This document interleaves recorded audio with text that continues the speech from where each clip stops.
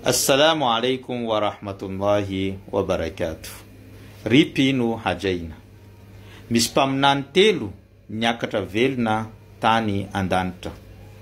Voalohany amin'izany dia mpaminany Idrisa alayhi salam. Satria rehefa manakaiky ny fahafatesany dia tonga ireo anjely tetỳ ambony tany, naka azy ary nitondra azy velona tany andanitra. Tany izy no nakany anjely ny fahafatesana ny fanainy na ny fofinaina. Mpaminany faharoa dia mpaminana Isa ibn Maryam nay Jesu Kristy. Satria rehefa namoaka lalàna na didy fampisamborana ny fanjakana Romanina izay fanenjehana azy ary fisamborana azy, dia niazakazaka ireo vahoaka Israeliana, ireo Jiosy nandeha nisambotra an'izany.